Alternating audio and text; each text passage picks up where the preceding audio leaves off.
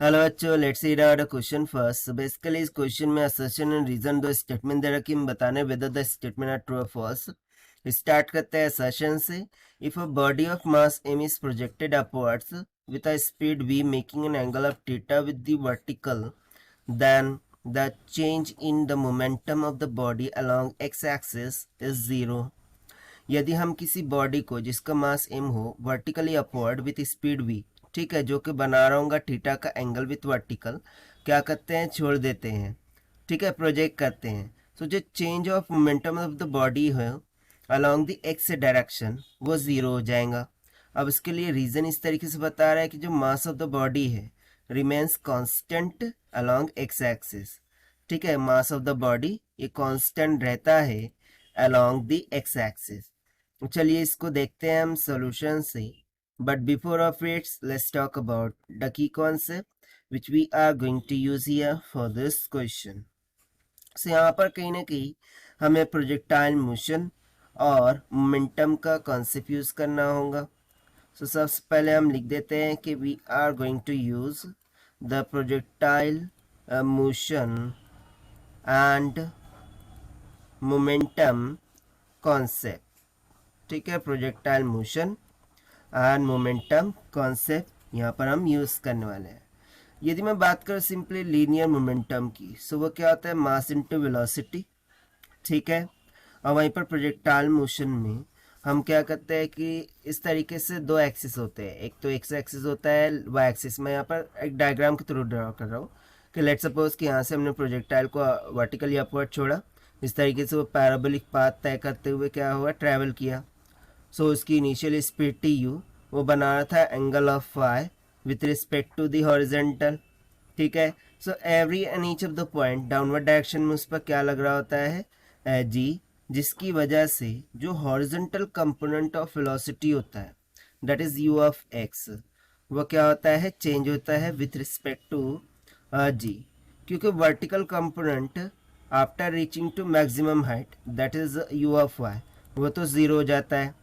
क्यों ज़ीरो हो जाता है, क्योंकि यहाँ पर पहुँचने के बाद ये टोटली पैरेलल हो जाता है with respect to X axis, जिसके कारण से थीटा फाई ज़ीरो हो जाता है और साइन ज़ीरो तो ज़ीरो होता है, that is Y U I equals to zero हो जाता है। अब अकॉर्डिंग टू क्वेश्चन यदि बात करें, सो इसमें थोड़ा सा उलट केस दिया है कि ये एंगल ऑफ थीटा बना रहा है किसके साथ, with respect to the vertical axis, means to say कि वाई एक्सिस के साथ वो थीटा का एंगल बना रहा है। सो जो change in momentum of the body है अलोंग दी एक्स एक्सिस वो बोल रहा है कि भाई ज़ीरो होगा। सो इसके लिए हम एक स्टेटमेंट लिखना चाहेंगे जिसके थ्रू हम सिंपली अंडरस्टैंड कर सकते हैं कि देखिए, when a body is projected, when a body is projected vertically upward, जब किसी बॉडी को वर्टिकली अपवर्ड डायरेक्शन में प्रोजेक्ट किया जाता है by making an angle of theta, जो कि बना रहा होगा एंगल ऑफ थीटा, ठीक है ना, by making angle of theta, the velocity component along the x-axis, the velocity component along x-axis, यानी कि जो velocity component x-axis के along होता है वो constant हो जाता है, ठीक है, along the x-axis remains constant, remains constant, ठीक है। सो इस कंडीशन से, सो बेसिकली इस स्टेटमेंट में हमने वही तो लिखा है कि जो एक्स कंपोनेंट ऑफ वेलोसिटी होता है वो कांस्टेंट होता है due to this gravitational acceleration, जो कि every and each of the point downward direction में लग रहा होता है।